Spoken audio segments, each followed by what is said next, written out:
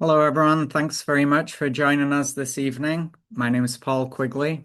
I'm director of the Virginia Center for Civil War Studies, which is at Virginia Tech and which is sponsoring tonight's event.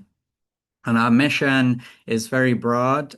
We want to promote deeper understanding of Civil War era history among as many audiences as we possibly can. So we support Virginia Tech students with scholarships and funded internships, among other things. We work with K through 12 teachers and their students on outreach projects. And we also offer many lifelong learning opportunities like tonight's webinar to members of the public. We're able to offer most of these programs, not all, but most, for free because of the generosity of our donors who share our belief that understanding the Civil War era is more important than ever and deserves to be supported. So if you're curious about learning more about the center, you can find us on the web, civilwar.vt.edu, or you can find us on Facebook or YouTube. Please check out our programs, and hopefully we'll see you again at one of our other events. But now I'm going to tell you just a little bit about our speaker for this evening, Dr. W. Fitzhugh Brundage. He's the William Umstead Distinguished Professor of History at the University of North Carolina at Chapel Hill. His expertise is in American history since the Civil War, with a particular focus on the South. He has written a wide array of books, different topics, including lynching, utopian socialism in the New South, white and black historical memory in the South since the Civil War, and the history of torture in the United States from the time of European contact to the 21st century. His books have won a number of prestigious awards, and in fact, his book on torture was a finalist for the Pulitzer Prize.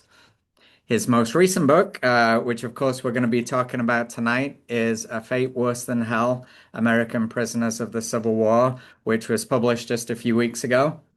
It's a fantastic book. Let's get that out of the way. I recommend it to you all.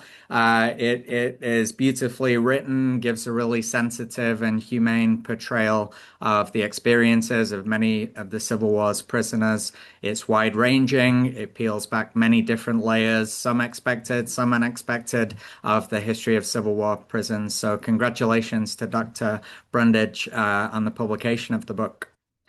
We're going to do things a little bit differently tonight. Instead of asking Dr. Brundage to give a formal presentation, we're going to go for more of a conversation feel. So I'm going to kick things off. I have lots of questions, a very interesting book with lots to talk about. So I'm going to kick things off by asking a few questions of my own, and then we're going to open things up to audience Q&A and feedback. And we look forward to hearing what you would like to know about this subject of prisoners of the Civil War. The way you can submit your questions and comments is through the Q&A box. So you won't be able to unmute your microphone or turn your camera on or anything like that, but you can at any time type into the Q&A box and we'll get to as many of your questions as we possibly can. We're aiming to wrap things up in about an hour, 75 minutes tops. So we've got a good amount of time here to dig into the really fascinating themes of the book. Okay, if you're ready, Dr. Brundage, we can dive in.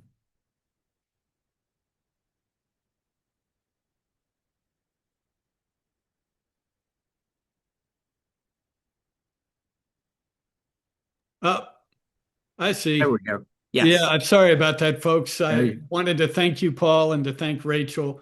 And it's a real pleasure to be here. great. Well, thank you. And thanks so much for joining us and sharing your expertise tonight. So, the question I want to start with comes from some numbers that you include towards the end of the book, which I found really striking and which for me get to the heart of why this is such an important topic to write about. So the numbers are these. Almost 60,000 acres of Civil War battlefields have been preserved, but only 750 acres or so of land connected with Civil War prisons have been preserved. So just to open things up, I'd like to ask how we explain that disparity and what it reveals about the importance of the topic. Well, as you know, of those 700 odd acres that are preserved, the overwhelming majority of them are all at Andersonville in southwestern Georgia. So you can go to Andersonville and see some of the physical remains, or certainly the space where a prison camp was. But if you wanted to go see where Camp Douglas was in Chicago, or to see where Camp Chase was in Columbus, Ohio, you're not going to find anything there. So the simple answer is that many of the Union camps, that is the camps in the North for Confederates, were quickly phased out when the war ended and became derelict space, and then became gradually incorporated into the surrounding cities, and virtually all remnants were removed or destroyed or sold. Uh, there were cemeteries for the Confederate dead at Camp Chase, for example, that was preserved. And if you have it on your GPS, you can actually go find that Confederate cemetery in the middle of a neighborhood. In the case of Chicago at Camp Douglas, there was a mass burial ground that was maintained to, well, shall we say, minimal standards. But then, as Chicago grew after the Great Fire of 1871, that mass burial ground was actually moved, and is now just a mound, a Confederate burial mound on the south side of Chicago. So it's not even where it originally was. So the point of this is that in the decades after the Civil War, virtually all of the camps, other than Andersonville and Libby Prison in Richmond, were disassembled, destroyed, allowed to go derelict. Anderson was preserved mainly because of the National Cemetery.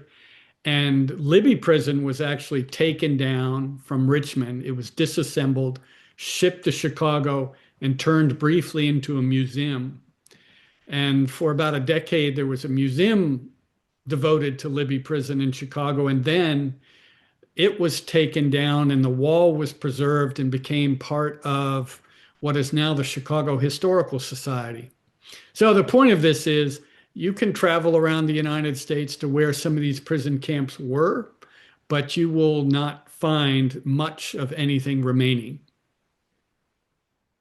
What does that tell us about the relative place of battlefields versus prison camps in the American historical imagination? You know, both were scenes of immense suffering and death, but the one is glorified and the other has been largely forgotten.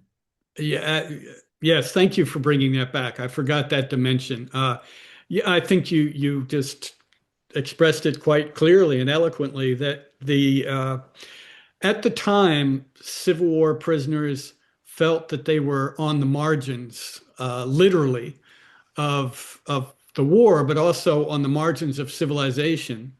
And I don't think, the idea of prisoners at war as somehow escaping the war in an odd way was not unique, I suppose, to the Civil War.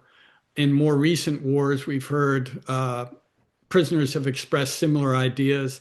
And there, of course, are people, public figures, who have very low regard for prisoners. So the sense that somehow a prisoner is less of a hero uh, for having spent time in prison was a stigma that they felt at the time.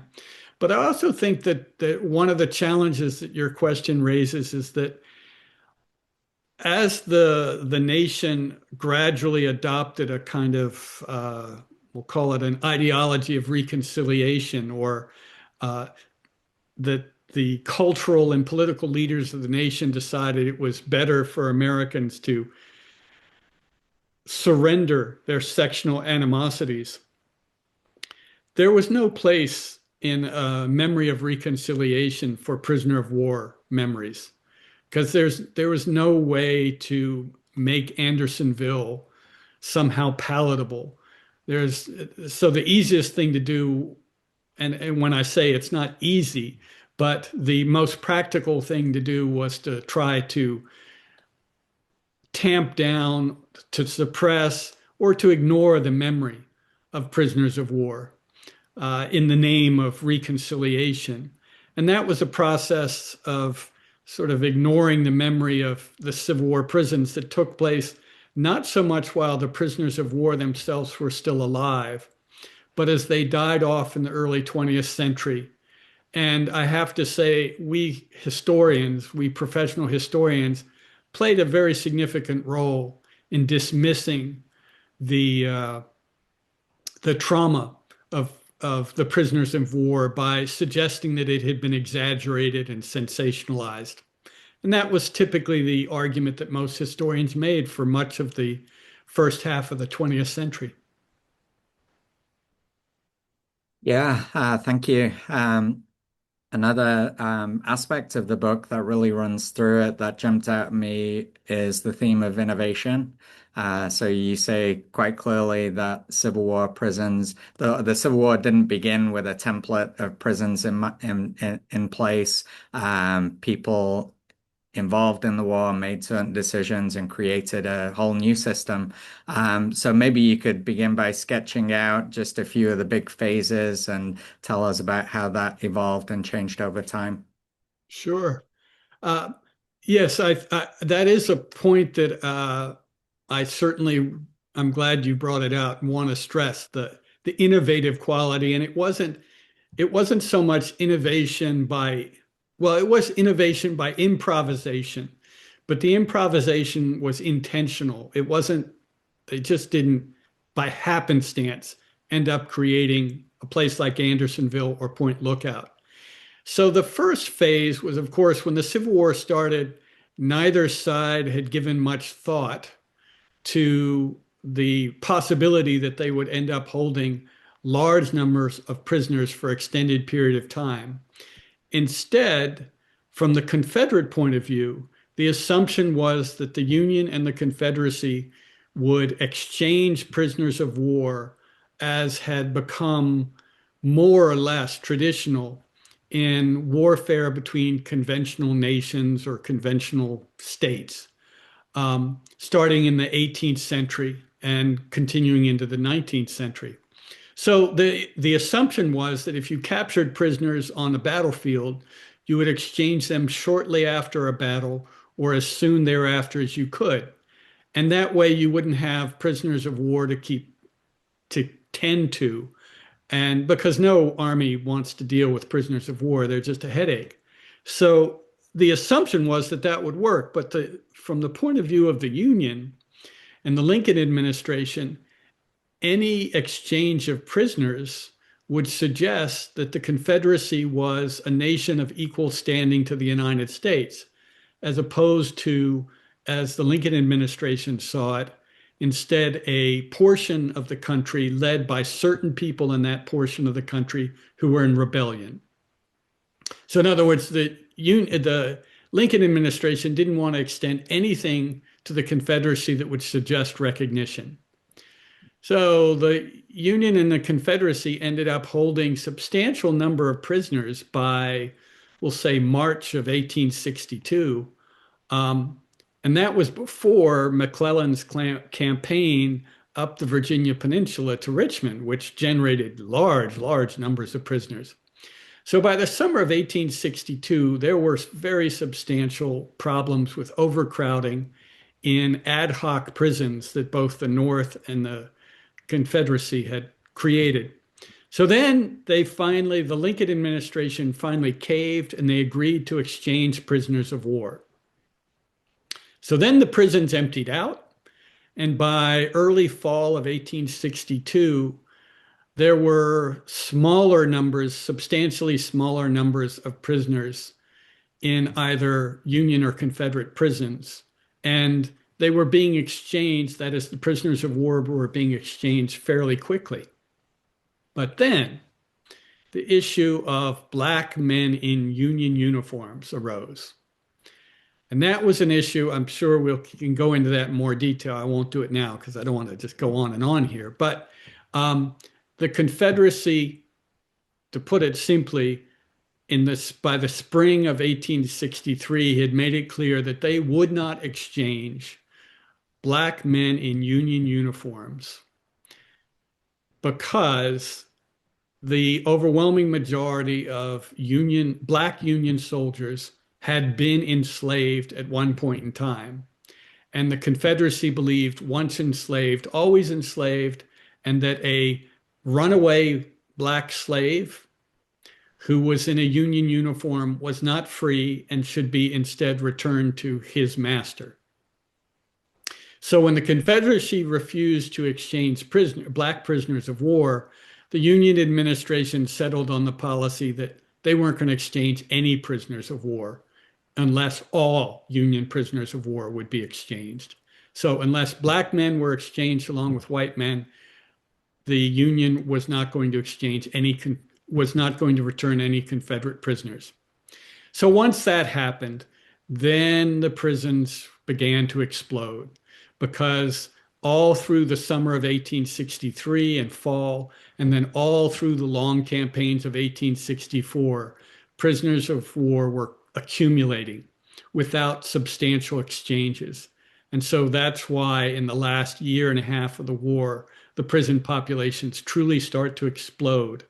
And finally, wrapping up this long-winded answer is finally, both the Union and the Confederacy have to start building prisons that can hold not a few thousand prisoners anymore, but now they have to hold tens of thousands of prisoners.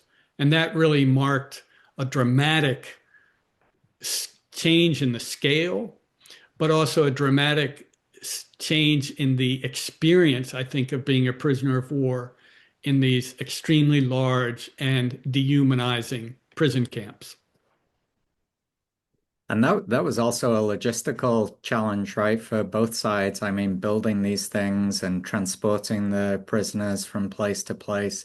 That was a huge undertaking. How did the Union and the Confederacy manage that? You're right. And that's another aspect of the story of being a prisoner of war in the Civil War that I wanted to emphasize. So for some people, there may be a sense that, I talk about a lot of soldiers and their train rides, and that was sort of intentional because we tend to forget that we live in a very large country, and we think of moving around the country as uh, nowadays as well. Despite air travel, we think of it as being comparatively easy, but that is, the Union and Confederacy were moving large numbers, thousands of prisoners of war, often very substantial distances. For example, by the time that the Union Army was in Georgia, uh, to move some of the captives that, for example, Sherman was gathering up in Georgia, those prisoners had to be moved all the way back up through Tennessee to Nashville, and then there are various other possibilities, and eventually loaded on steamboats, taken up to somewhere, whether it be Cairo, Illinois, or somewhere else, and then put on trains that would eventually get them all the way up to Camp Douglas in Chicago or possibly Elmira in New York. So it's entirely possible that a prisoner captured in Tennessee, say, would travel nearly 1,000 miles to reach a prison in not upstate, but in New York, as just one example.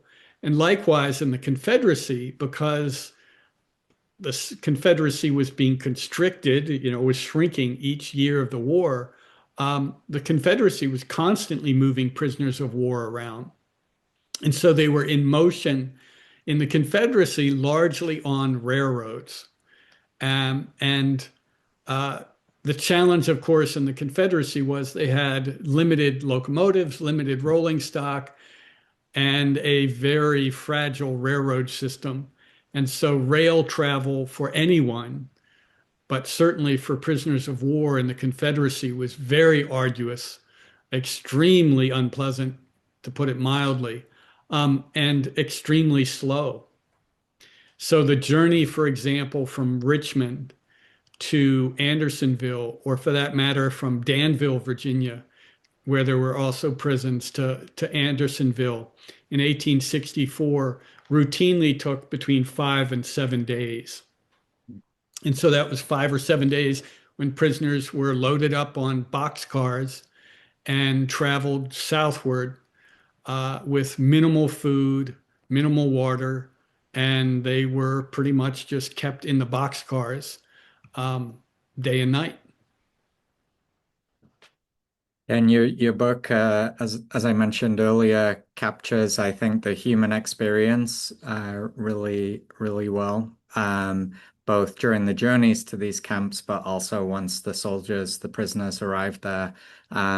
What would a typical arrival and settling in look like? What would be the first parts of their experiences in these camps? Well, of course, it varied from camp to camp, and the I'll call it the geography of the camp, or the built environment of the camp is probably a better way to put it. There were some officers' camps. For example, there was uh, Johnson's Island, which is an island just off of Sandusky um, in Ohio, so in Lake Erie. Uh, Johnson's Island looked like a typical military, I'll call it military fort of the era, in the sense that it did have accommodations for the officers. It was cold because it's right on Lake Erie, and it was exposed to winds and all of the weather one would expect right there. But so to be an officer there, the main experience would be to come in and be undoubtedly cold, depressed, to be a prisoner of war, to have to live with other people who you didn't get to pick, who you lived with, um, and the frustrations of being treated as a prisoner, especially for haughty officers, was unwelcome. Um, but Johnson's Island was, I don't want to suggest it was comfortable, but the main challenge there was to figure out a way to survive the boredom, the health conditions that happened when you, in an era when people didn't practice good personal hygiene and they didn't understand about the dangers of germs. Uh, so, how to survive in that circumstance. It's quite different to be a prisoner of war at a place like Point Lookout in Maryland, which was a Union camp, or at a place like Belle Isle in Richmond or Andersonville, where these were, in the case of Point Lookout, there were tents, but the tents were tents that had been deemed to be inadequate or damaged or too old to be used by Union soldiers. So they were decrepit tents. When you got to the camp, when you were brought into the camp, you'd have to figure out where you were going to, what tent you were going to sleep in. You'd have to find other people to be in your mess group because you cooked collectively and you got your rations not individually, but to your mess group, and then they distributed them. So, in a place like Point Lookout, it was crucial for you to find like-minded people as quickly as possible. And then you needed somebody to sort of tell you the rules of the camp because every camp had its own rules. Every camp had the deadline, as they called it, the point at which you were not supposed to cross within whatever palisade, whatever stockade they had. And it was important for somebody to tell you whether you could go up to the deadline and be safe or whether you still had to stand back from the deadline or risk being shot. And then there's a place like Andersonville where there were no facilities whatsoever. And so when you got to Andersonville, you literally had to learn a whole new social structure. What do I mean by that? Well, for example, you not only had to find people to be in your mess so that you could get food with them, but you needed to find some place to to live. I mean, you needed to find a piece of ground that you could have to lay on. Again, there are no accommodations, no bedding, no housing, anything. So, because there were at Andersonville at its peak between 30 and 35,000 men in 20 acres, there was literally very little unclaimed land.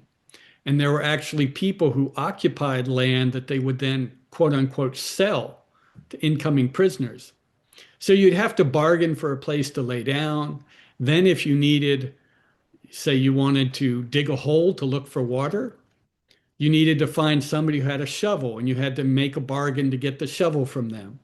And then if your well actually hit water, you might need a bucket. So you'd have to barter with somebody to get a bucket. If you anything that you needed, you were likely going to have to barter for with somebody who might have it.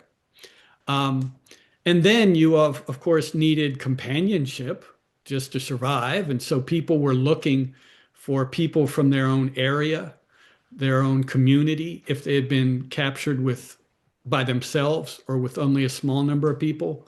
You might also want to look for somebody, say you were a German American, Italian American, Spanish American, you'd look for somebody who might, there were areas in Andersonville where Russian speakers clustered, German speakers clustered, the Irish clustered.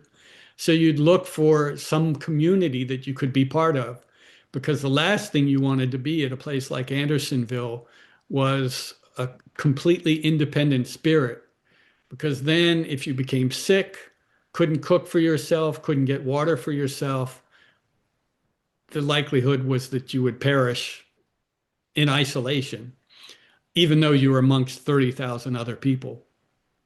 So, all of that is to say, a very curious, very unique kind of human society developed within the camps.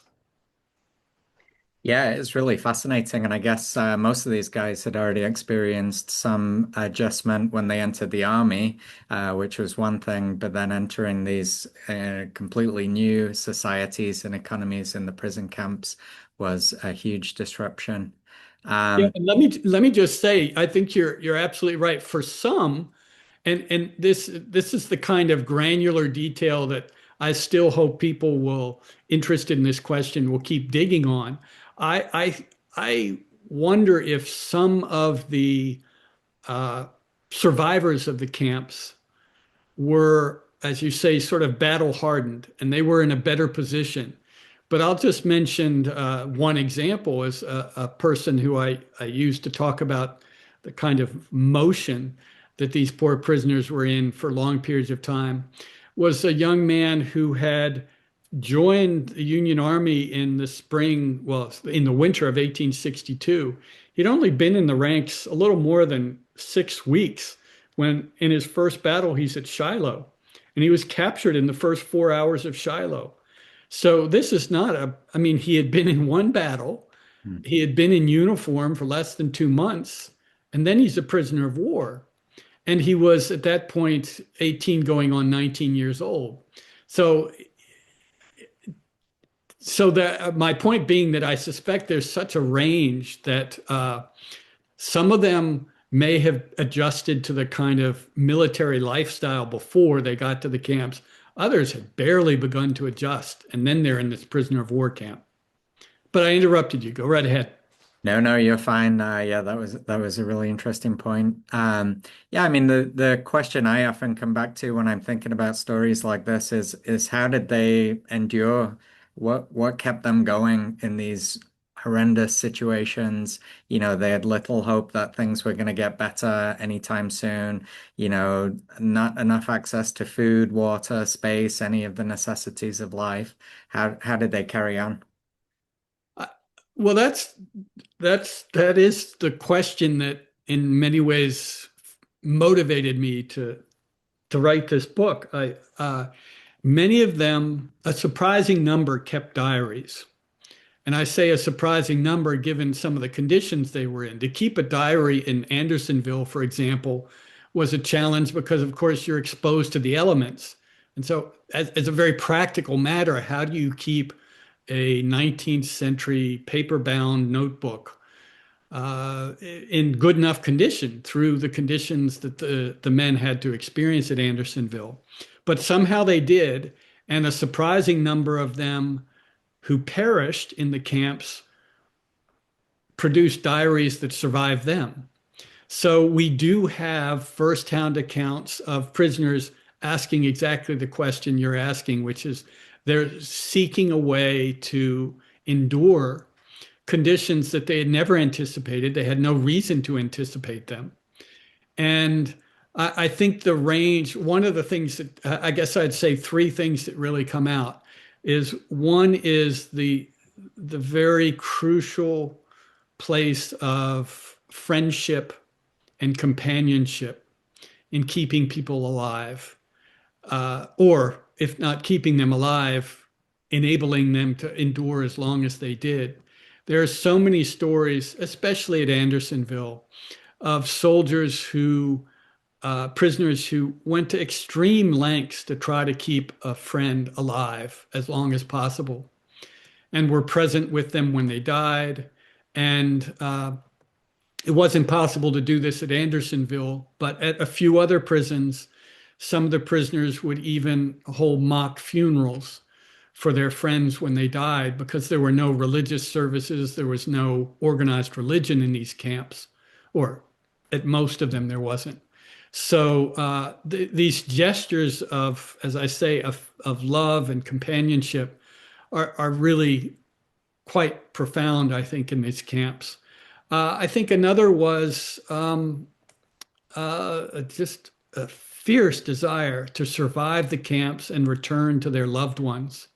And it's just the number of men who write in their diaries about they had very infrequent mail service into 1864. And then by late 1864, the mail services, especially in the Confederate camps, is really broken down. So the men write in their diaries about imagining how their families are, their loved ones are, and how desperately they want to return to them. And then I think the last was just a sense of, that profound desire to maintain their dignity Hmm. and to not be reduced to being animals by their circumstances. And sometimes this expression doesn't always take the most high, um, the most elevated expression. Sometimes they contrast themselves with others in the camp who they think have somehow been so beaten down or eroded that they've lost their humanity. But nevertheless, even in those instances where they are using some of their fellow prisoners as a negative reference, there is still this powerful, powerful desire to not be reduced to being a beast. You mentioned diaries as one of the sources of information where, and it sounds like you really got to understand at least some of these guys' mentalities and inner lives. What other sources were you able to use? What was the research process like for the book? Well, it was complicated by COVID, but because I was working on this during the pandemic. But one of the great, um, I don't want to say benefits, that sounds terrible, but one consequence of the pandemic was an explosion of, I mean, there was already an explosion of digitized of material. But particularly during the pandemic, libraries went to great lengths to make materials accessible. And I think it's probably something most of us don't give any thought to, but a real shout out to all of the people doing public archives, public records who went to such lengths during the pandemic to make materials digitally available. The point being here that it is now possible. I couldn't give you a count, but I would certainly suspect that anyone listening here could, within just a brief search, find at least 50, if not 100, digitized diaries of prisoners of war.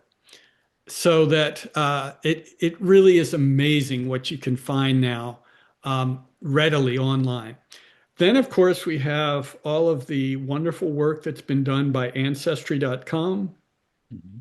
Fold 3, another online site that has digitized massive quantities of Civil War records. Um, and then there's, of course, that old classic the official records of the rebellion, which was the government issued compilation of Union and Confederate materials that began in the late 19th century and extended into the early 20th century, so that there are 8 volumes of probably each volume is, we'll say, roughly 750 pages, a couple or 1,000 pages. There are 8 volumes devoted to the official records of well, mainly the commissary of prisons for the Union and the Confederacy. So there are, and finally, newspapers, especially now that newspapers have been digitized. One thing about Civil War prisons is that they were not hidden. Uh, they were not, there was no effort to suppress information about the prison camps.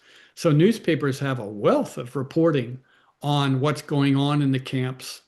Not that it's always as inclusive as we would like it to be, but nevertheless, there's no shortage of newspaper reporting about prison camps. Great. Yeah, definitely nice to have lots of easily accessible material to It work with certainly us is. over the last few years. That's good. Well, I'm going to start dipping into some of the audience questions now. We have one about escape. How rare was escape from these prisons? And this viewer's ancestor actually escaped from Andersonville largely because he got special privilege as a Mason.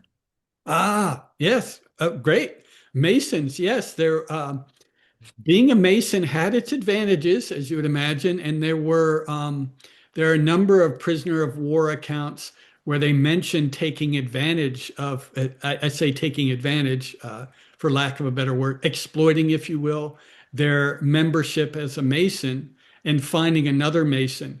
And as this person may know, at Andersonville, there was some grumbling, but from some prisoners that Masons got slightly better treatment. So that was certainly something that could be exploited. The other the other aspect of this question is escaping, and how that would happen. Well, there are a variety of ways of escaping that varied, again, having to do with the built environment of prisons. Libby was famous for a number of highly orchestrated tunneling escapes and other escapes that may remind us of sort of World War II movies and great escapes from World War II prisons, in that Libby was a tobacco warehouse that was located in the city, so that if you could get out of the warehouse, then you could perhaps hide in the surrounding city landscape. And then there were some unionists in Richmond who could help you get out of the city. Likewise, in Chicago at Camp Douglas in Chicago, there was a board fence that was inadequate to do the job, and there were lots of escapes, not in large numbers at a time, but prisoners would manage to wander off. And there was actually, for a period of time, some of the guards made extra money by selling civilian clothes to Confederates, so that when they escaped, they could sort of meld into the population of Chicago. Now, at a place like Andersonville, well, one of the challenges when you escape from Andersonville is, okay, where are you going to go? You're there in southwestern Georgia. It's a long way to the Union lines. So there was that challenge.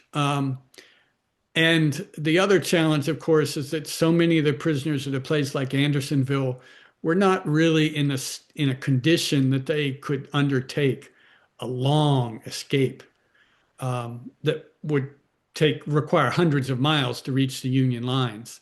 Um, so, but prisoners did, and typically the way they would try to escape is, imagine you have a city of 30,000 men who need firewood. They need firewood to survive in the winter, and they need firewood to be able to cook their rations. And so imagine just how much firewood you'd need. You could imagine they denuded the area in the immediate vicinity, so they had to send prisoners further and further out to find firewood. And so the prisoners sent out to find firewood would, of course, use that opportunity to do anything that they could think to do, including escape. And finally, just a final example would be once by the very last 6, 7 months of the Confederacy was moving prisoners to all sorts of improvised camps. And for example, at Florence, South Carolina, the men arrived at just an open space, and the Confederate guards just put branches down on the ground to mark a deadline. Hmm. And if the prisoners got too close to the deadline, they would be shot. Well, at Florence, you could imagine this was like a prisoners wouldn't normally do this, but at Florence, very or almost immediately after the camp was set up, there was a bull rush of several hundred prisoners who rushed, and some of them got across because, I mean, all they had to do was jump across branches, and they hightailed it out into the woods. A substantial portion of them were recaptured, but some of them did make it to Union lines. So the final, to put this into scale, probably a total of, there's a wonderful historian, Lorian Foote, who has estimated that, maybe we'll guesstimate somewhere between 3 and maybe 5,000 prisoners escaped in the late part of the war. So put that in the context that there were, at the time that say 3 to 5,000 Union prisoners escaped, there were probably in the neighborhood of 50 to 60,000 prisoners in Confederate hands. So it's not an insignificant number, but it's not a substantial proportion of the total number of prisoners of war. Yeah, thank you. We have another viewer with an ancestor who was imprisoned, in this case at Belle Isle, Mhm. and he wrote about his experience there, including being in a singing group. Could you describe what that camp was like, Belle Isle? Well, Belle Isle was a classic example of an improvised Confederate camp. Once they had filled up, that is, the Confederate authorities had filled up just about every tobacco warehouse and anything else they could think of to fill up in Richmond, they needed an overflow. And this was in the spring of 62 because there were the Union captives after the Peninsula Campaign, then there's Chancellorsville, et cetera, et cetera. So the solution was to use the island in the more or less the middle of the James at the falls of Richmond and to turn that into an open air prison camp.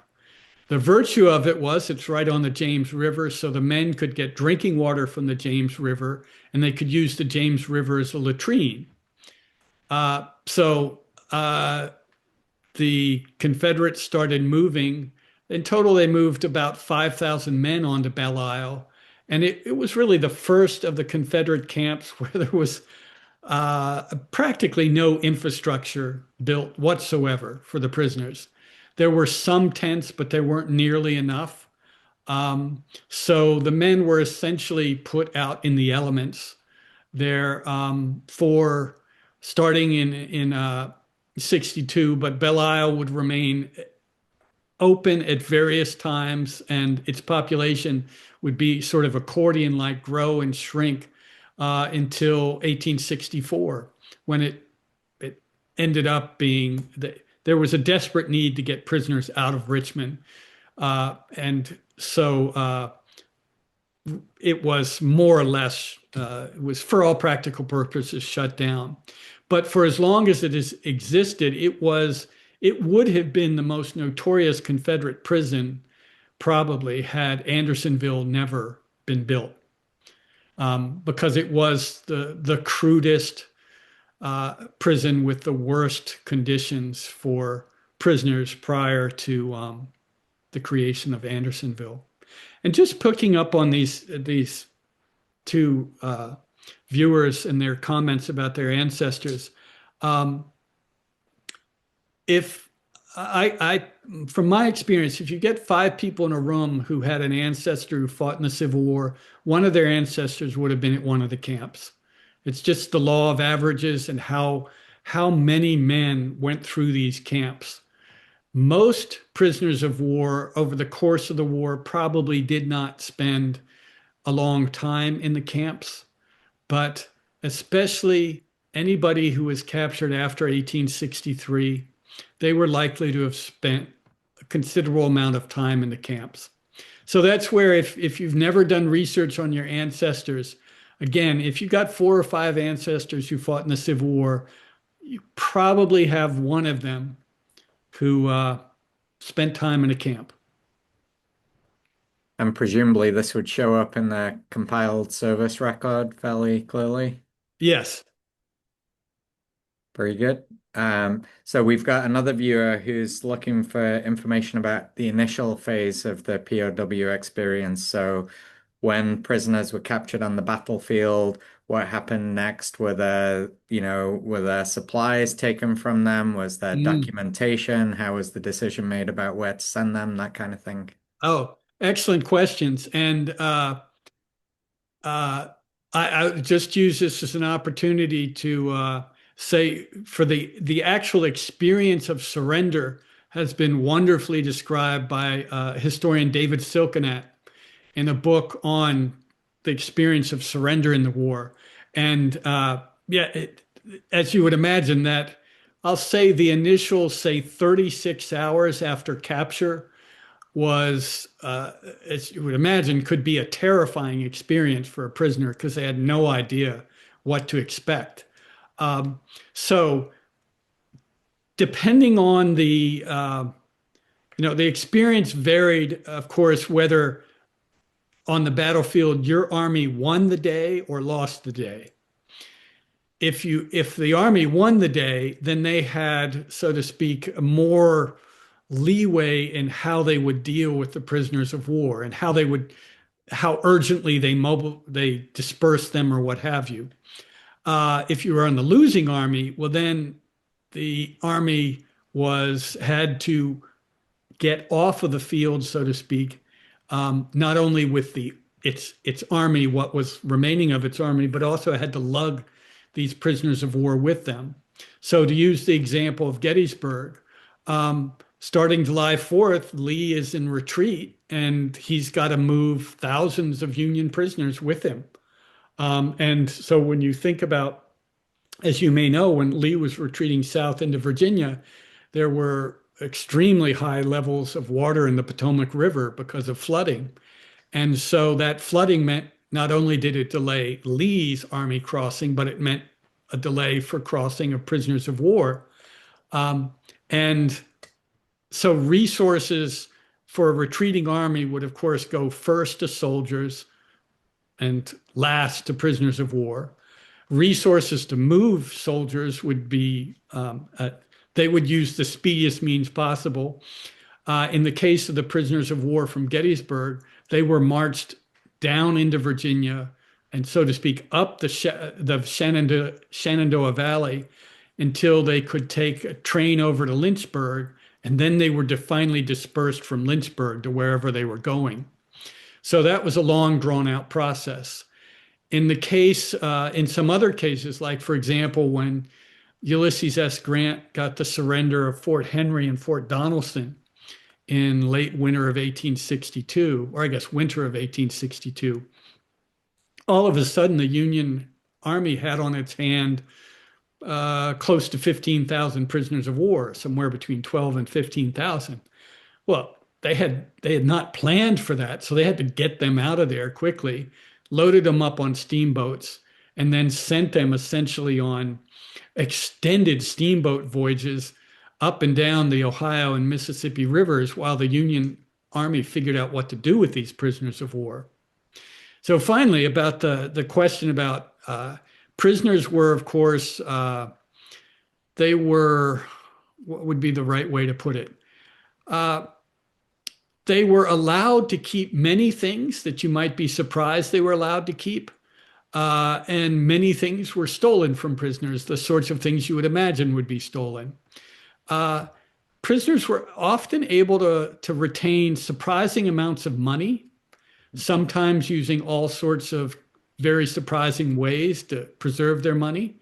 Um, they often kept private items, a Bible, a few books. So they were able to save some things, but all manner of other things were taken from them. And prisoners, both Union and Confederate, complained bitterly about how much was stolen from them.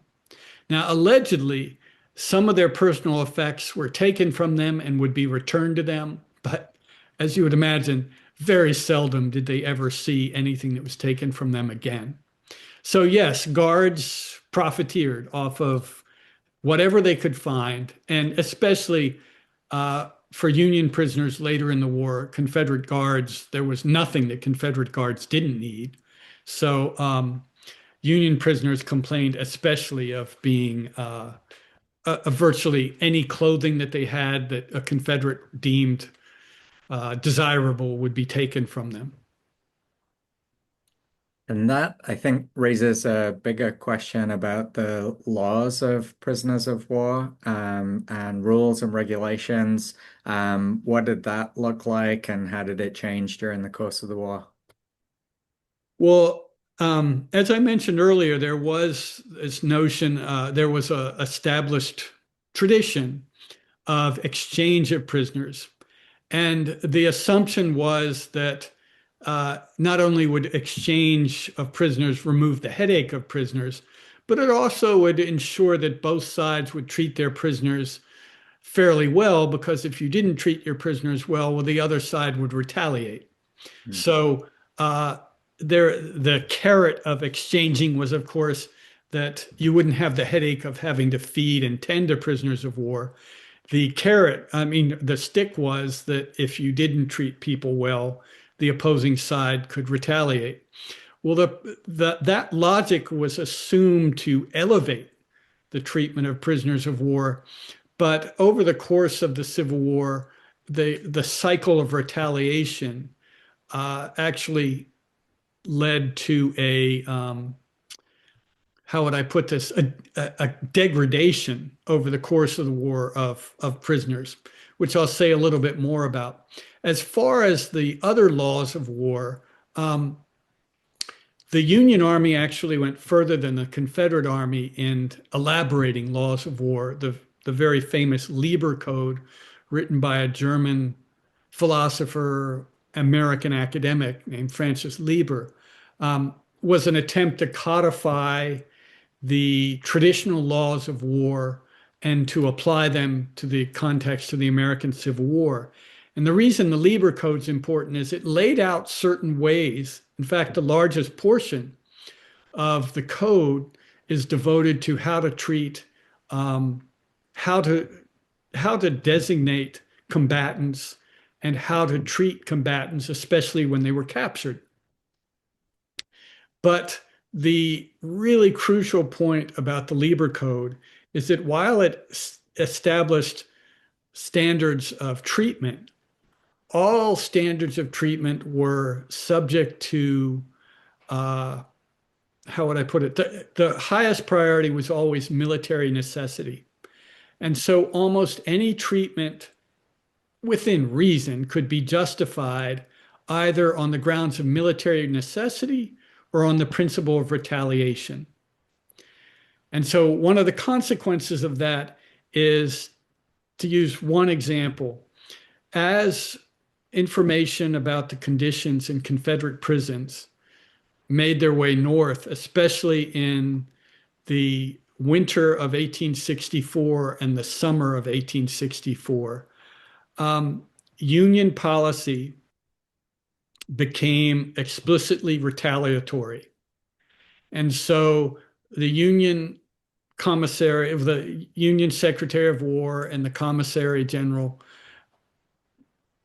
purposefully reduced the rations and reduced the privileges that Confederate prisoners of war in the Union received.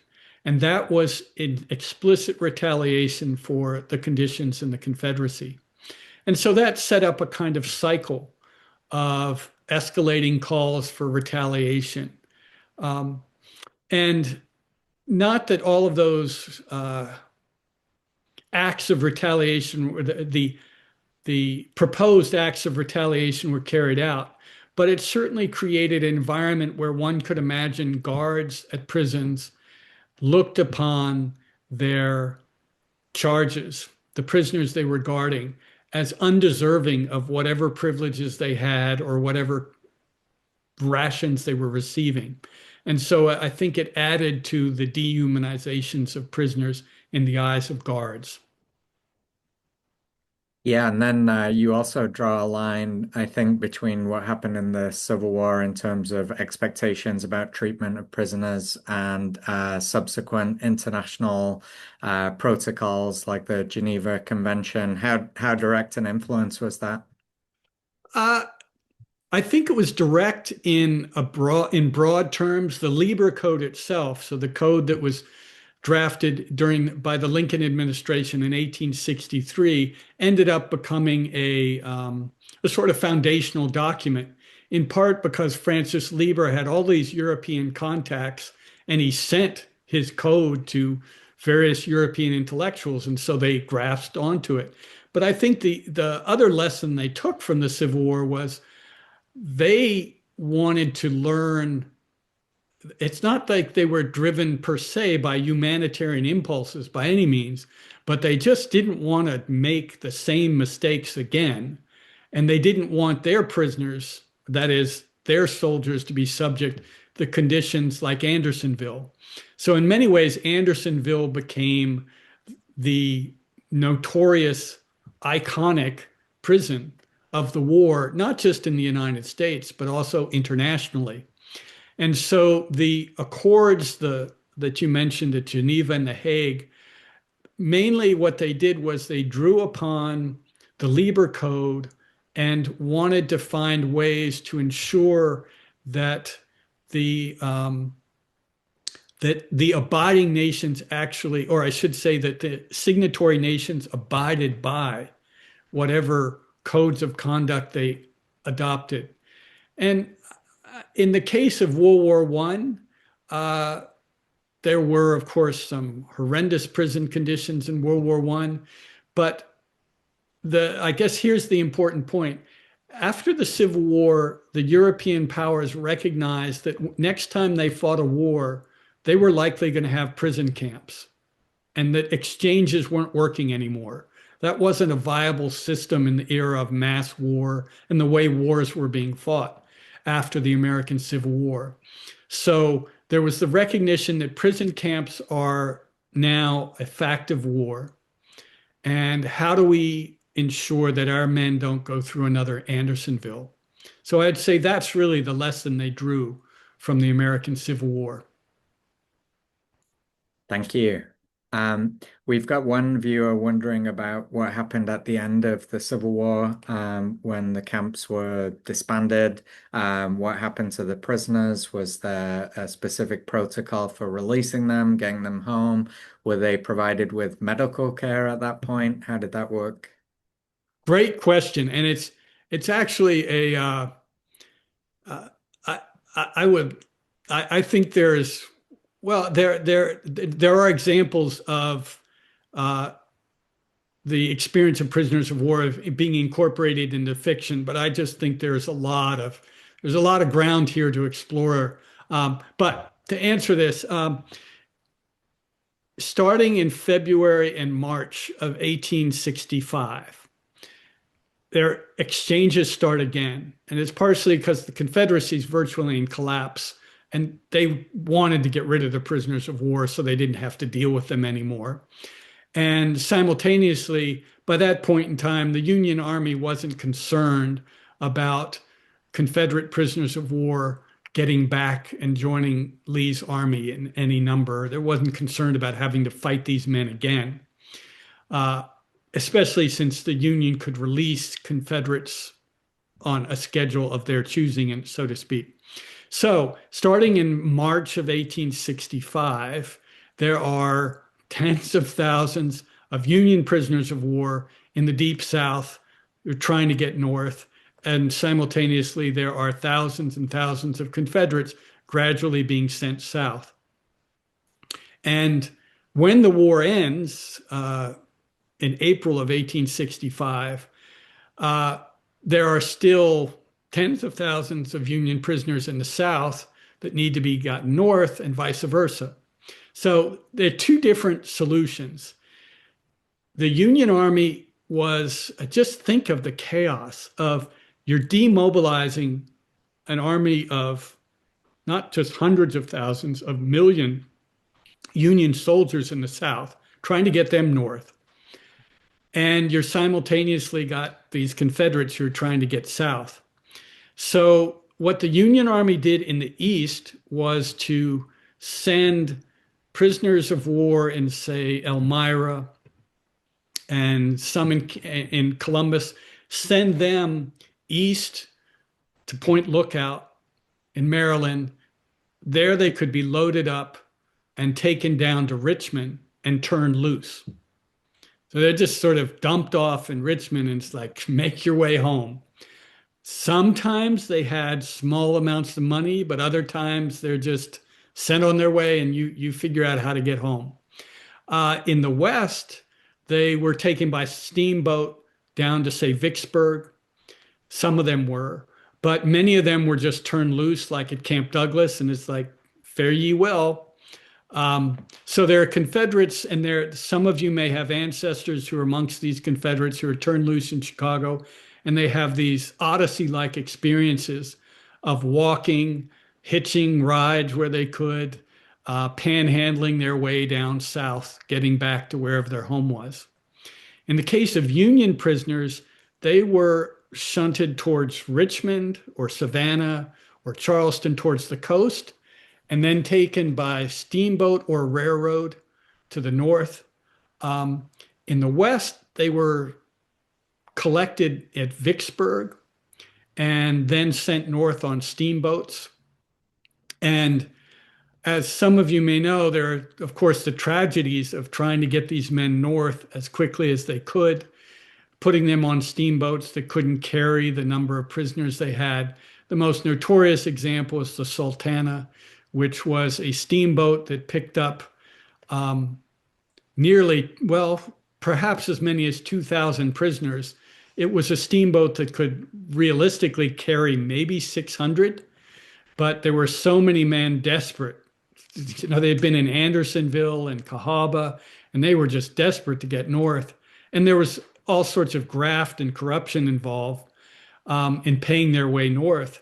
Anyways, they crowded on the Sultana and it chugged its way up the Mississippi, and just north of Memphis, it exploded in the worst civilian maritime catastrophe, tragedy in American history. And somewhere between 1,500 and 2,000 people perished, most of them prisoners of war who had survived Andersonville and Cahaba.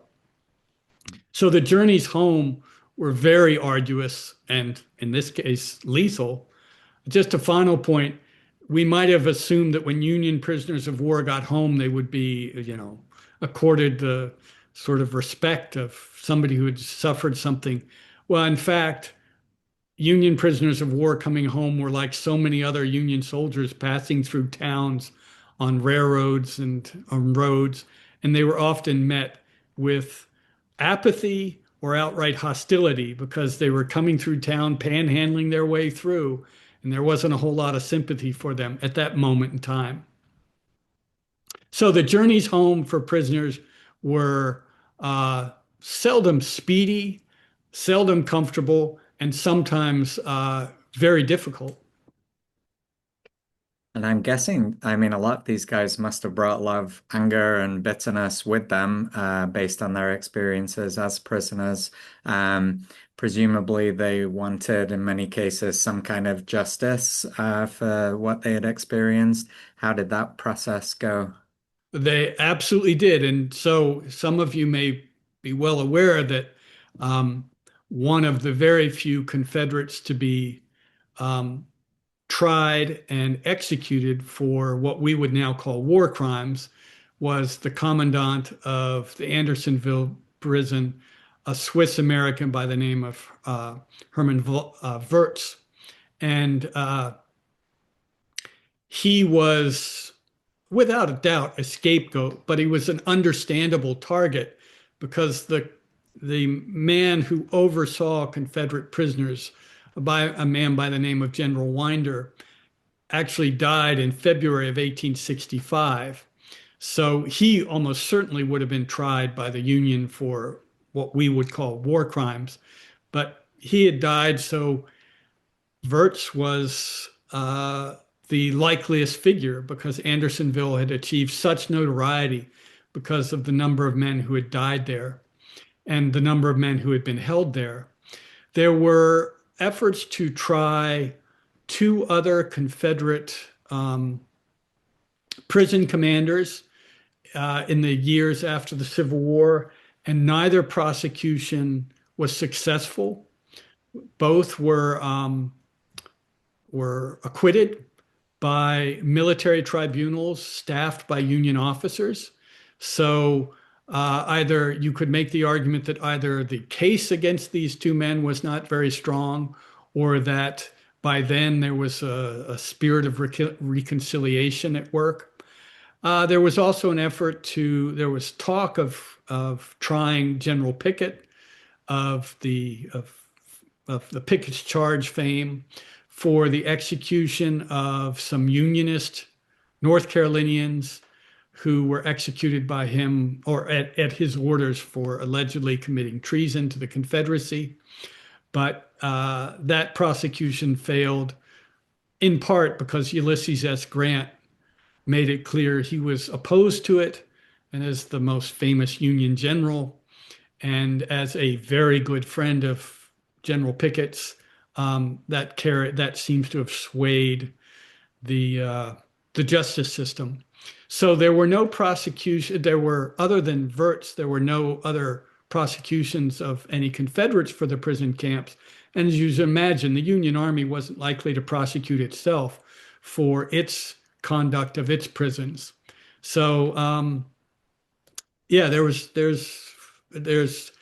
the prosecution uh, of commandants or of guards was not a important part of, or I shouldn't say a central story of the post-Civil War era. And I guess that feeds into, one of the early questions I asked about forgetting Civil War prisoner experiences. Maybe that was more convenient to people who wanted to move on, wanted to maybe remember the more glorious aspects, but forget about the unsavory aspects. Well, yes, and as we talked about before, with the kind of the culture of reconciliation was built at telling the story that men on both sides had fought with valor and honor, and they both thought they were fighting for the right thing. And so, in one way, you could solve the POW issue, if you will, the memory of the POW issue, by saying, well, both sides suffered. And that also addressed one of the challenges that in the immediate post-war years,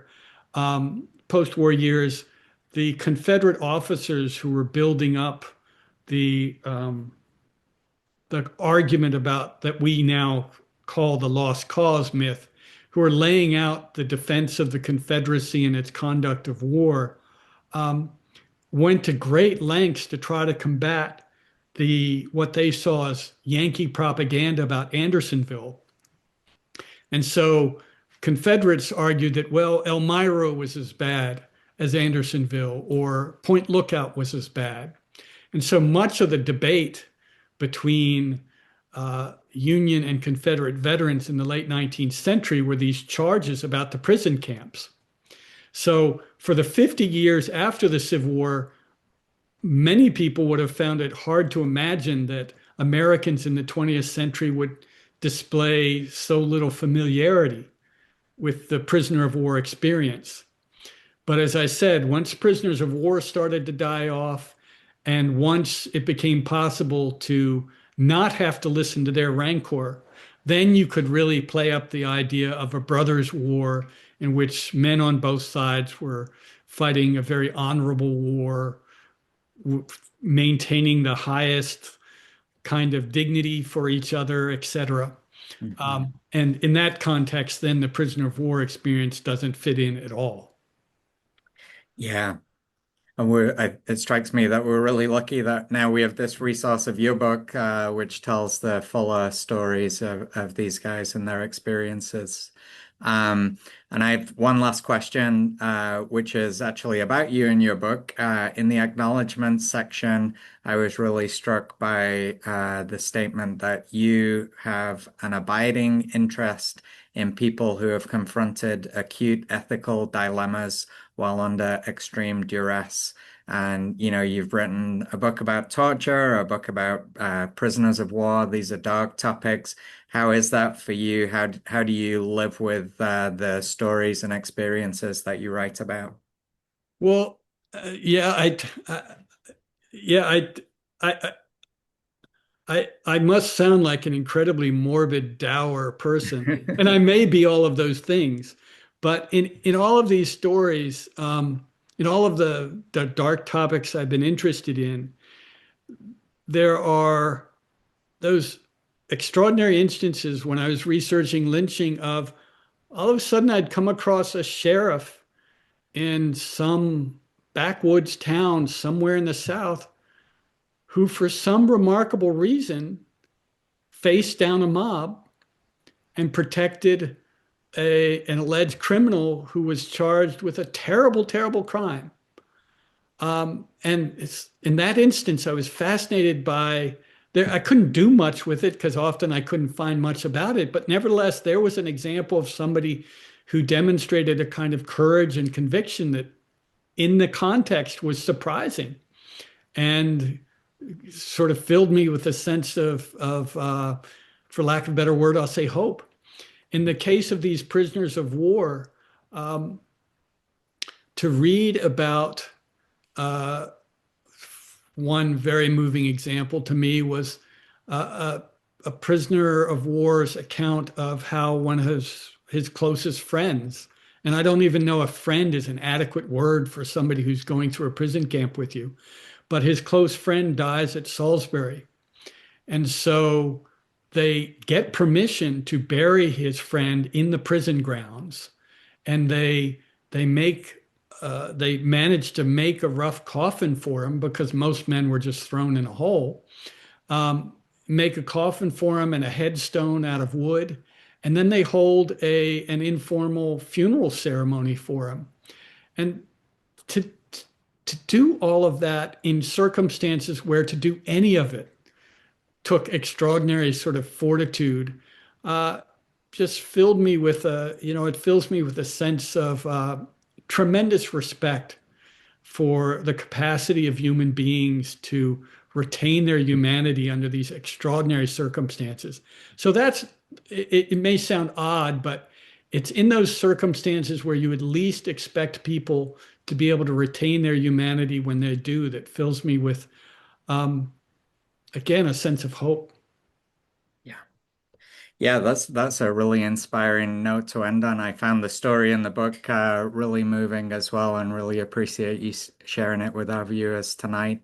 Um, well, we will look out. We will keep an eye out for whatever dark, depressing topic you decide to take on next, and we'll have to have you back once you get your next book out. But for now, I want to thank you. I want to thank the audience. I want to invite everyone to take a look at our website, maybe sign up for the next webinar, which is taking place on May the 4th. It is with a historian you've probably never heard of. His name is Paul Quigley. It's actually me. I have just written a book about Preston Brooks, who's the South Carolina congressman who caned Charles Sumner famously in 1856.